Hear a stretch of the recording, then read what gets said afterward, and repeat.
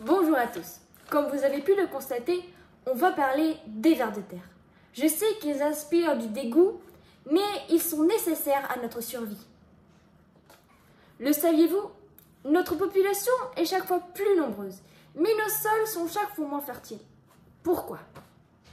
La raison? Les vers de terre. Les vers de terre sont en voie de disparition, ce qui provoque que le sol se dégrade. Évidemment, ça ne fait pas la une des journaux, mais la terre est drôlement affectée. Lorsqu'on élimine une espèce, cela en élimine d'autres. Il y a donc un déséquilibre dans l'écosystème. Pourquoi ils sont si importants? Vous vous le demanderez sûrement. La raison est dans leur métabolisme et leur action. Les vers de terre enfouissent des matières organiques mortes, telles que le bois mort, les feuilles mortes, le fumier, les déchets de la cuisine, les déchets verts, etc. Mais ils stimulent aussi l'activité des micro-organismes, tels que les bactéries et les champignons. Sous l'action des micro-organismes, les matières organiques mortes se transforment soit pour former de l'humus, donc une terre riche en matière organique, soit ils sont minéralisés et libèrent des nutriments pour les plantes. Mais leur action ne s'arrête pas là. Quelques micro-organismes sont capables de dégrader certains polluants comme les pesticides. Les vers de terre permettent donc de réduire la pollution des sols. La disparition des vers de terre engendre donc plusieurs conséquences environnementales. Avec une présence quasi nulle de vers de terre dans quelques sols, il y a une moins bonne infiltration de l'eau. Une autre conséquence, c'est le stockage du carbone qui régule le climat.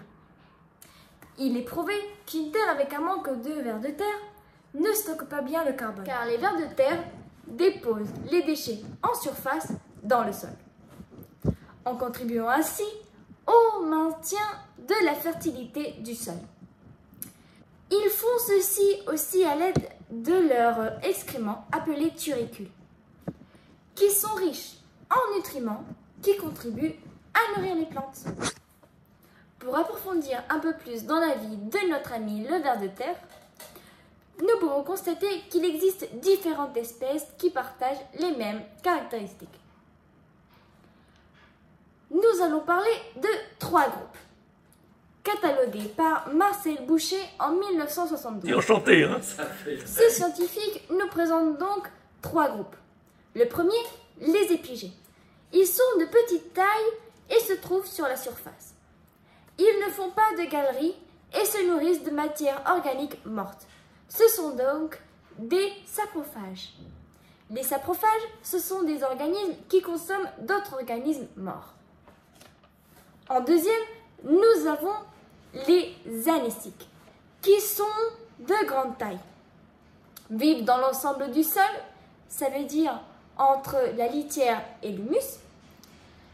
Ils consomment des matières organiques mortes de la surface qu'ils vont dépositer dans des galeries qui vont creuser verticalement. Ce sont des saprogéophages. Ça veut dire qu'ils sont des organismes qui consomment des matières organiques mortes et aussi de la terre. En troisième, les endogés. Les endogés vivent dans le sol, au niveau de la litière, et ne sont presque pas à la surface. Ils creusent des galeries qui seront temporaires et donc horizontales.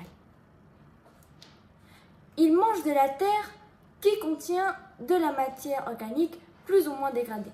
Ce sont des géophages. Les géophages sont ce sont des organismes qui mangent de la terre.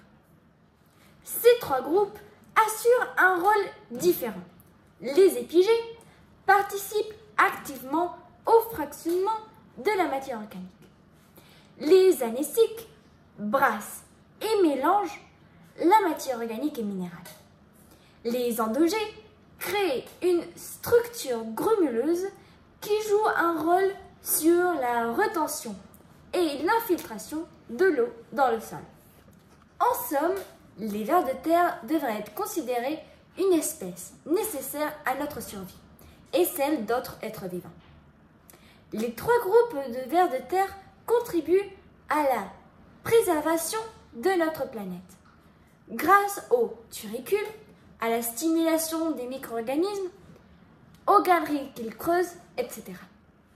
Il est donc nécessaire de les préserver et de se rappeler de leur rôle dans la nature.